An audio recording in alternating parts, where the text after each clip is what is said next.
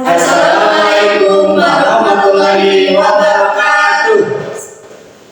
Perkenalkan, kami dari kelompok 2. Kami akan mempresentasikan Mengenai topik tahap-tahap perkembangan membaca, mata kuliah membaca.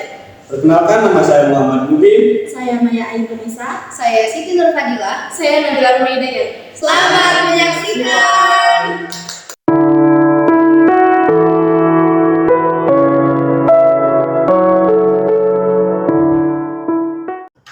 Assalamualaikum warahmatullahi wabarakatuh.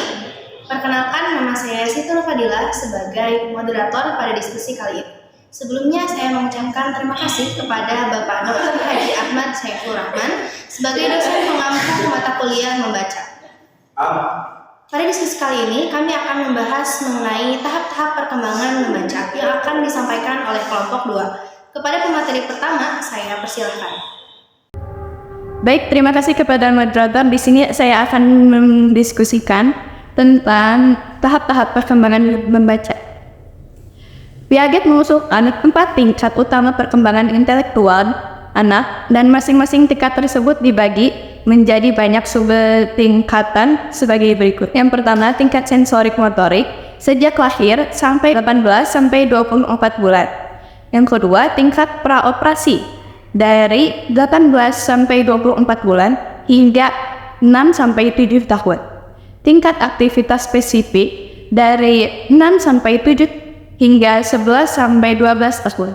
Tingkat aktivitas formal dari 12 hingga 15 tahun. Pengambilan membaca anak berkembang berdasarkan rangsangan yang diterimanya dan terjadi pada beberapa tahap perkembangan pembaca. Yaitu yang pertama, membaca cetakan atau gambar. Martini Jamaris 2016 mengemukakan bahwa kemampuan membaca dasar dapat dilihat melalui kemampuan diskriminasi visual anak yang bertujuan untuk membedakan bentuk huruf. Yang kedua, membaca atau menafsirkan buku cerita. Membaca atau menafsirkan buku cerita merupakan bagian dari proses pembentukan konsep diri. Yang ketiga, mengidentifikasikan dan melafalkan huruf vokal. Wallace 2014 berpendapat bahwa huruf kecil dengan gambar serupa mudah membingungkan anak. Misalnya, huruf E mempunyai gambar yang mirip dengan huruf C, dan huruf U mempunyai gambar yang mirip dengan huruf N. Yang keempat, mengidentifikasikan dan melafalkan huruf konsonan.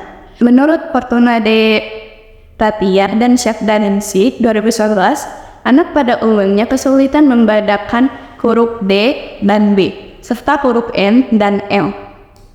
Yang kelima, membaca suku kata terbuka. Anak perlu mempelajari konsep suku kata, bukan hanya vokal dan konsonan.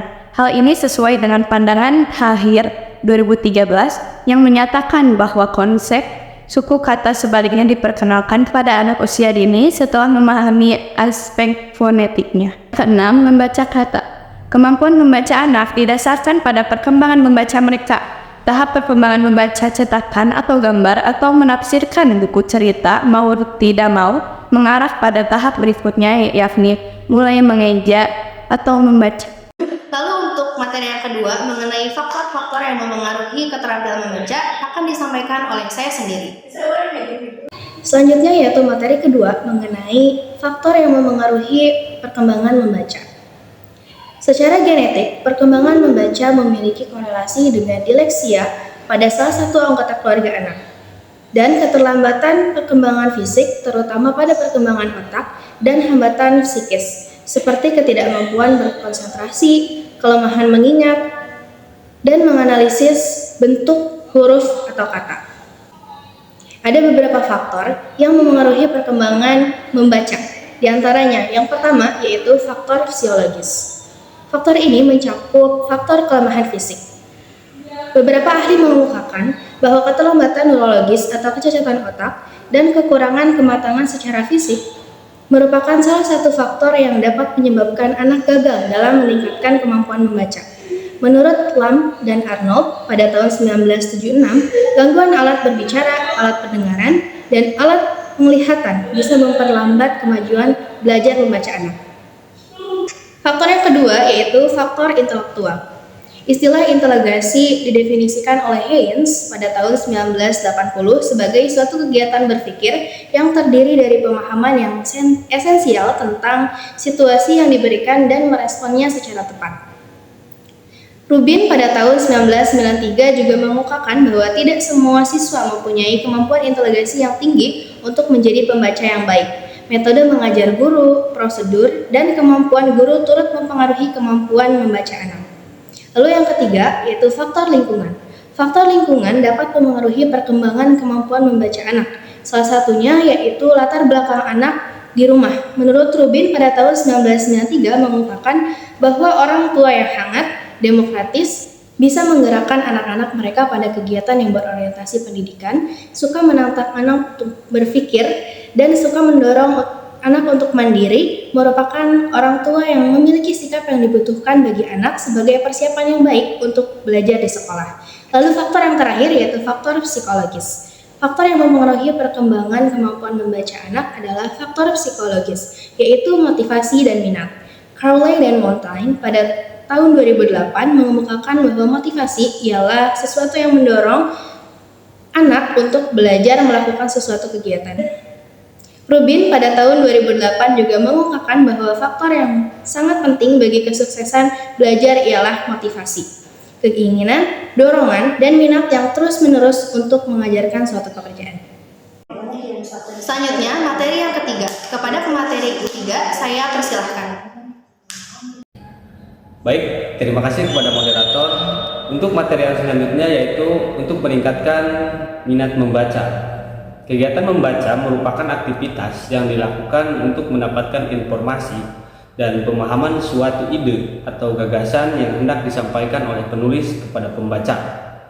Namun, mendapatkan pemahaman yang optimal terhadap isi bacaan tentu dibutuhkan konsentrasi yang terencana. Namun, pada kenyataan di lapangan di kalangan masyarakat sangatlah lemah atas minatnya membaca. Para ahli memberikan solusi yang efektif untuk meningkatkan minatnya membaca. Yang pertama yaitu menciptakan kondisi cinta ilmu pengetahuan, belajar, hingga kondisi cinta bacaan. Yang kedua yaitu penyediaan bahan bacaan. Yang ketiga yaitu pemilihan bahan bacaan yang baik. Dan yang keempat yaitu membiasakan membaca secara rutin atau kontinu. Selain cara tadi, dikemukakan 8 cara efektif untuk membuktikan minat membaca, yaitu sebaiknya menentukan tujuan membaca, membuat perencanaan dalam membaca, memulai membaca secara bertahap, membutuhkan kesungguhan jiwa, memanfaatkan sarana yang ada, dan mengulang atau menyampaikan kembali apa yang telah dibaca. Selanjutnya, materi yang terakhir. Kepada pemateri keempat, saya persilahkan. Baik, terima kasih kepada moderator. Saya sebagai pemateri keempat akan sedikit menjelaskan tentang strategi pembelajaran keterampilan membaca. Strategi adalah kumpulan tindakan yang dirancang dan dilakukan untuk mencapai tujuan tertentu. Salah satu faktor yang menentukan keberhasilan pembelajaran adalah pemilihan strategi yang tepat. Maka dari itu, guru yang berperan sebagai fasilitator harus bisa memberikan proses pembelajaran yang sesuai dengan karakteristik peserta didik dengan memilih metode pembelajaran yang tepat. Kegiatan membaca bukan hanya kegiatan yang terlihat secara kasat mata, tetapi mahasiswa atau siswa melihat sebuah teks dan membacanya, kemudian diukur kemampuannya dalam memahami, menyerap dan memperoleh kesan dan pesan serta gagasan yang tersirat maupun tersurat dalam teks yang dibacanya. Ada beberapa tahapan teknik dan strategi pembelajaran yang dapat diterapkan dalam pembelajaran membaca, yaitu tahap prabaca, tahap membaca, dan tahap pascabaca. Tahap prabaca adalah pemberian informasi atau gambaran umum dari pengajar kepada siswanya supaya siswa tertarik untuk membaca. Kemudian kedua ada tahap membaca, yaitu adalah proses kegiatan membaca dari para siswa sendiri, dan terakhir ada tahap pasca baca.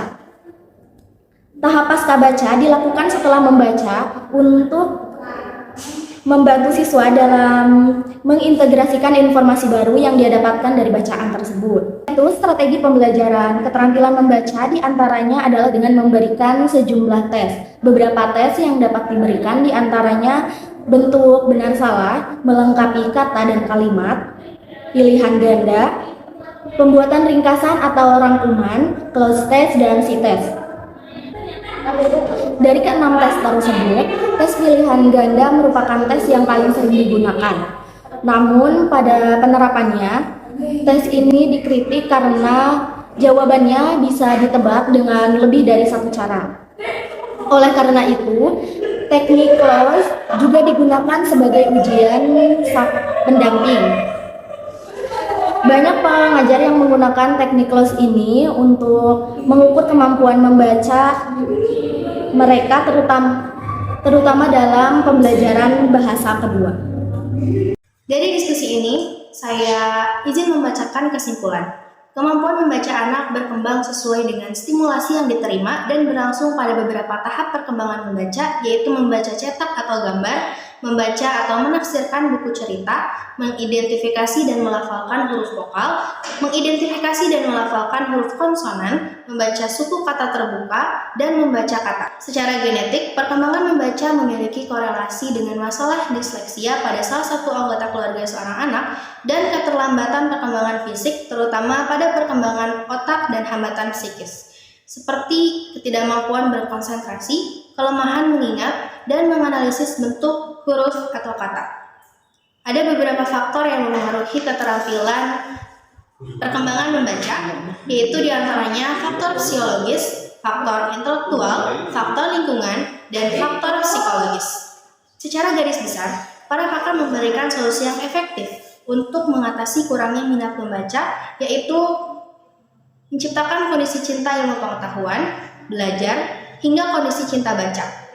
Penyediaan bahan bacaan, pemilihan bahan bacaan yang baik, dan membiasakan membaca secara rutin atau kontinu.